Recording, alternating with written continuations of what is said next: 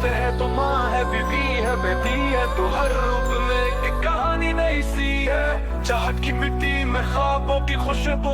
Breaking stigmas, fostering healing, and leading change. Women in psychology making the change. So आज हमारे साथ एक और इंटेलेक्चुअल लेडी मिस पाकीज़ा है। सो मिस पाकीज़ा कैसी हैं आप? I'm good, अल्हम्दुलिल्लाह। आप कैसी है बेटा? अल्हम्दुलिल्लाह। सो मिस पाकीज़ा, आप हमें अपनी थोड़ी सी जर्नी बताएंगी कि किस तरह से आपका साइकोलॉजी में आना हुआ और किस तरह से आप इसे लेकर चल रही हैं और किस तरह से ये आपकी लाइफ में इम्पैक्ट कर रहा है। मेरी जर्नी बिल्कुल सीधी नहीं है, काफी घूम के आई है। मैंने स्टार्ट किया था, बल्कि थोड़ा और फिर पीछे चली जाती हूँ। मैं जब छोटी थी तो मुझे बहुत ज्यादा शौक था कि मैं इंजीनियरिंग करूँ। So I was a very very technical person, science person थी, ठीक है। लेकिन फिर मुझे हुआ कि नहीं, I wanted to earn money and I went into accountancy और बैंक अकाउंट्स पर्सन बन गई। But then I had a very bad accident, which was a turning point in my life. It left me bedridden for quite some time. और उसने मुझे सोचने का मौका दिया कि what is the purpose of life? So I started thinking about that. और material world से निकल के मैंने माइंड पे, हार्ट पे, बॉडी पे और सोल पे सोचना शुरू किया। Then I did my master's in linguistics, how adult mind acquire knowledge. क्योंकि मैं खुद बिल्कुल दोबारा से रीलर्न कर रही थी। फिर उससे मुझे पता चला कि दिमाग तो बहुत ही कोई इंटरेस्टिंग चीज है। और then I became interested in humans and then I entered into psychology. और पहले खुद समझ रही थी अपने आप को, but then I found out कि अपने आप को समझने का इतना आसान तरीका नहीं है। It's a very difficult journey. So I went into this field of psychology और बस इसके तक घुस गई और अभी तक घुसी भी हूँ और घुसी जा रही हूँ। So it's so true कि आपको लगता है the more that you learn, the more you realize that how little you know. I think that was always there क्योंकि मैं different journey से गुजर के आई थी। तो साइकोलॉजी ने बताया कि journey never stops. Okay, so जैसे आपने कहा कि आपका टर्निंग पॉइंट था जब आपने माइंड की तरफ आई और साइकोलॉजी की तरफ आई। सो इसमें क्या क्या चैलेंजेस आपको फेस करने पड़े और उसको आपने कैसे ओवरकम किया जो आपने चैलेंजेस फेस किए हैं? सबसे बड़ा चैलेंज जो था वो मोबिलिटी का था, ठीक है। क्योंकि मुझे ये था कि I might not be able to walk, और अगर मैं चली भी तो मैं प्रॉपरली चल नहीं पाऊंगी। और मैं बहुत ही ज्यादा ट्रैवल एंथुसियास्ट थी, तो मुझे लगा कि मैं कैसे क्या करूंगी, मैं लोगों से कैसे मिलूंगी, दोस्त कैसे बनाऊंगी। लेकिन फिर मुझे पता चला कि दोस्त बनाने के लिए, लोगों से मिलने के लिए पाँव का होना जरूरी नहीं है, आपके दिल दिमाग का होना जरूरी होता है। आप दोस्ती दिल से कर दे। तो ये एक टर्निंग पॉइंट था। दूसरा जो एक बहुत बड़ा इशू था वो फाइनेंशियल था, ठीक है। और मुझे ये लगता था कि बिजनेस वर्ल्ड के अलावा आपके पास पैसे कमाने का कोई और तरीका नहीं है। तो एक 9 to 5 वाली जॉब वाली बात होती है कि बस वही हो सकता है, आप जॉब करेंगे तो पैसे मिलेंगे। तो ये एक बहुत बड़ा इशू था, चैलेंज था। और सबसे बड़ा चैलेंज ये था कि जब मैं पाकिस्तान वापस आई तो लोगों के अंदर ये कि नहीं, ये सारा आपके दिमाग का फतूर है, right, you are not being grateful. तुमको, क्योंकि मैं उदास हो गई थी, right, I was not just उदास, आई वाज एक्चुअली डिप्रेस्ड। लेकिन तुम कहते थे नहीं, तुम उदास हो, तुम अनग्रेटफुल हो। दे वर नॉट रियलाइजिंग कि this is depression, even though I know that this was depression and I was in therapy. लेकिन लोगों की तरफ से बहुत ज्यादा रिजेक्शन थी और लोगों से बुरा थे कि मेरे अपने close family members.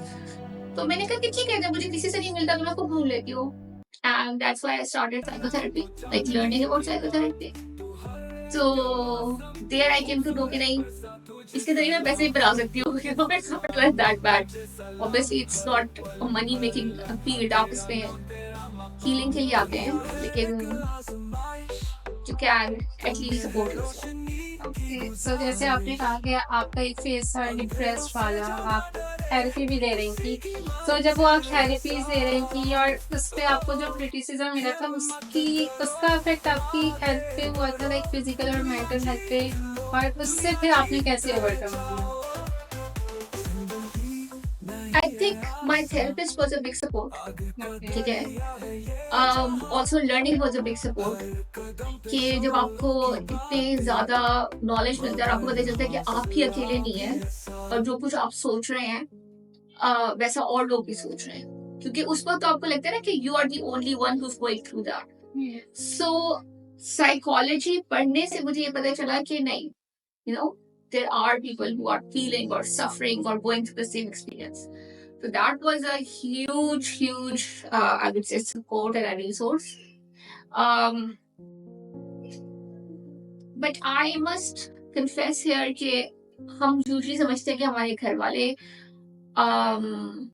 Family members friends समझेंगे, और जब मैं सीख रही थी पढ़ रही थी तो मुझे ये था कि मेरे कलीग समझेंगे, जो मेरे ग्रुपमेट्स हैं वो समझेंगे, और उन सब ने समझा, लेकिन उन सबने तब समझा जब मुझे अपनी खुद समझ आ गई.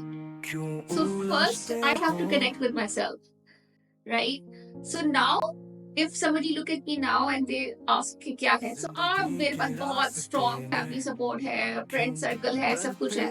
But when I was going through my dark times, at that time I think my therapist and myself and the books and the internet was the only support.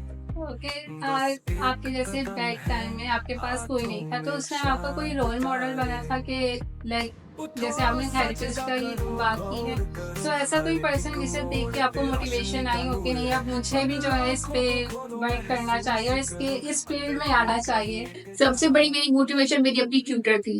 Okay, ठीक है, लेवल 3 की नहीं, लेवल 4 की tutor थी. उनकी journey भी बहुत interesting है. She was a foreigner living in Pakistan for, at that time she was in Pakistan for almost 25-26 years. So her journey leaving her country, और हमें तो लगता है ना कि गोरों की तो बड़ी लाइफ सेट है और ये और वो है, और मतलब वो यहाँ आके रह रही है और उसने यहाँ जीरो से अपनी लाइफ बनाई और कैसे डिफरेंट है. So अनीता उनका नाम था है, she was my role model. And I think because of her, I made this decision that I should take it as a profession. I started only because of curiosity.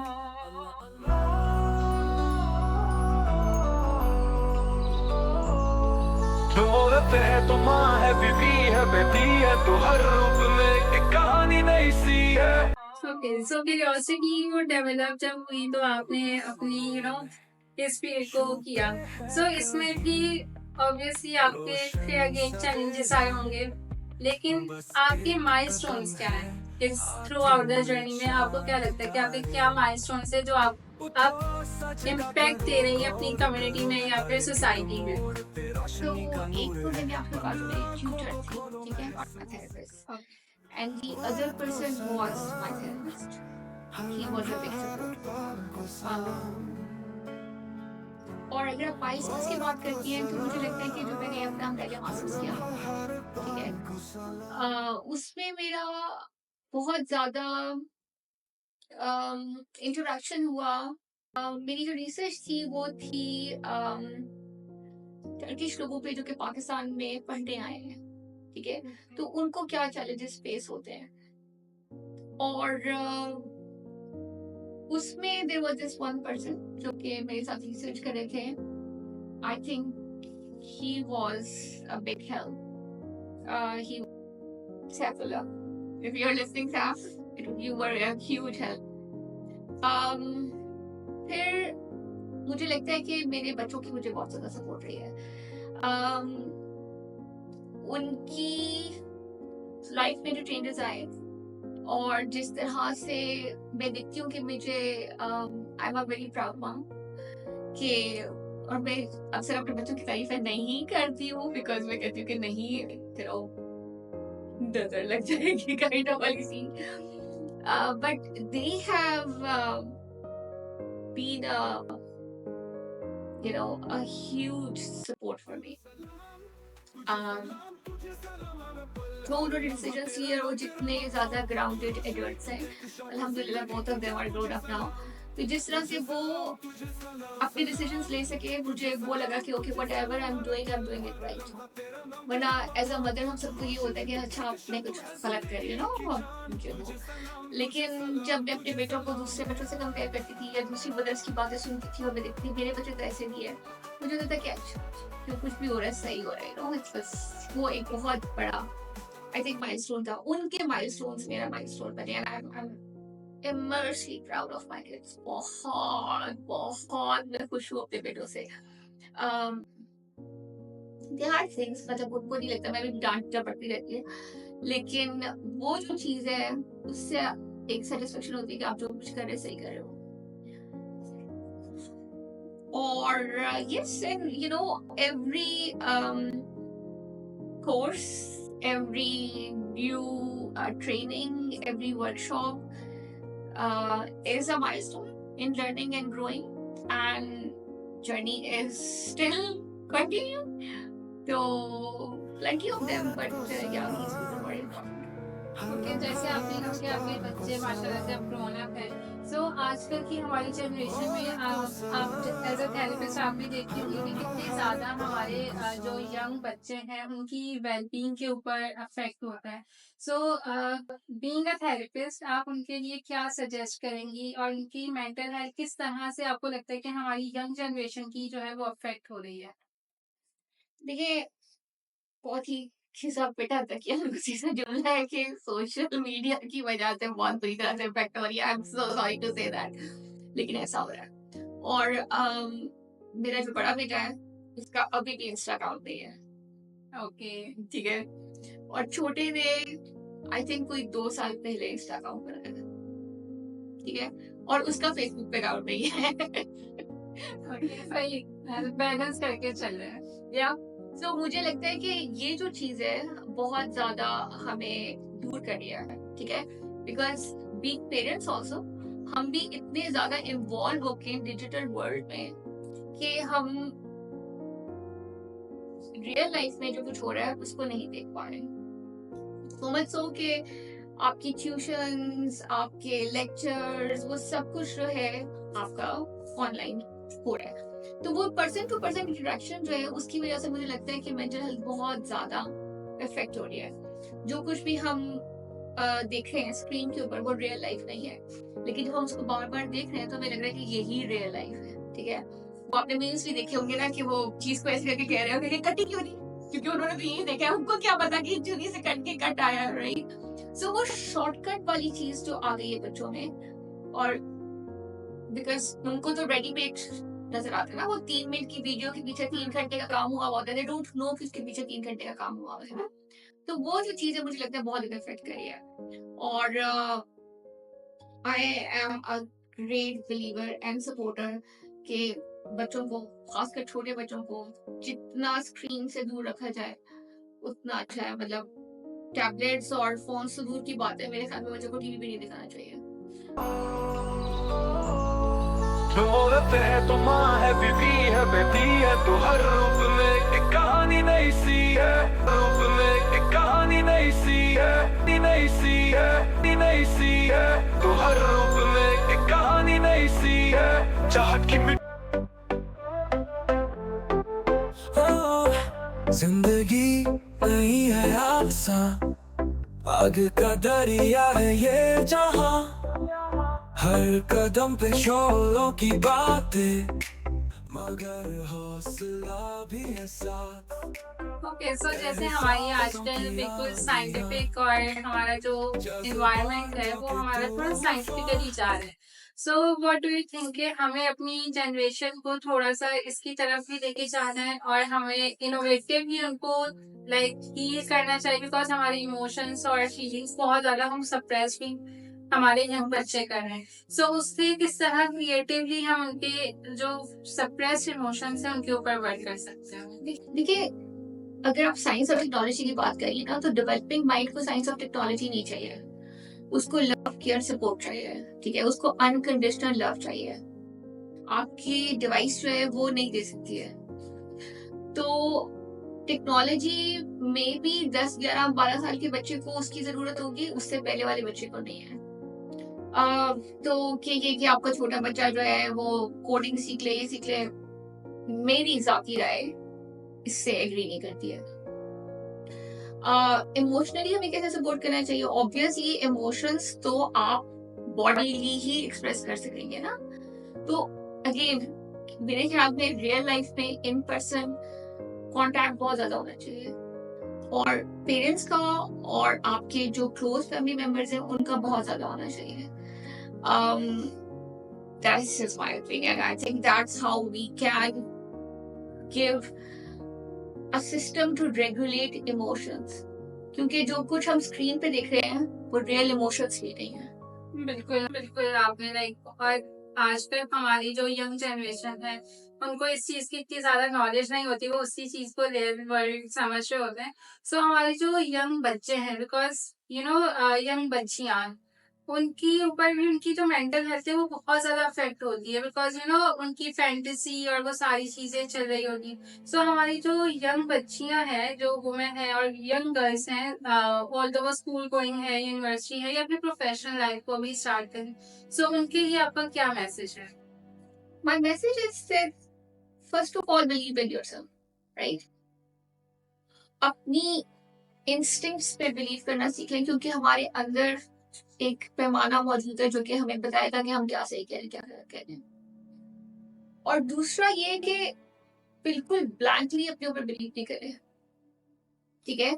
Yes, believe in yourself, but also find some knowledge, something outside जो कि आपको support कर सके। सो अपने आप को explore करें, बस ये नहीं सोचे कि मुझे ये लग रहा है तो ये सही लग रहा है, क्योंकि हो सकता है जो कि आप सोच रहे हैं, जिस पे आप बिलीव कर रहे हैं, वो एक्चुअली आप नहीं है, वो बाहर से इफेक्ट होके आ रहा है। तो yes, have trust in yourself, but at the same time look for other resources, expand your knowledge, ठीक है? That is what I will tell the girls, because I believe that female have lot of cognitive power. वो बहुत ज्यादा सोचती हैं और उनके अंदर क्यूरियोसिटी बहुत ज्यादा होती है, तो अपनी क्यूरियोसिटी को चैनलाइज करें। That's what I want to say.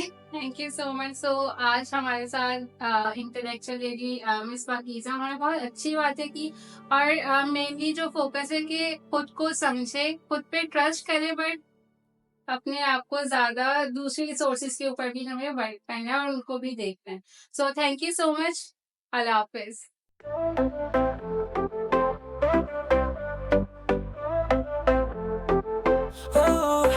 जिंदगी नहीं है आसान, आगे का दरिया है ये जहां, हर कदम पे शोलों की बातें, मगर हौसला भी है साथ, एहसासों की आंधियां, जज्बातों के तूफान, समझ के सब कुछ पे भी चलना है, फिर भी यहाँ हिम्मत करो आगे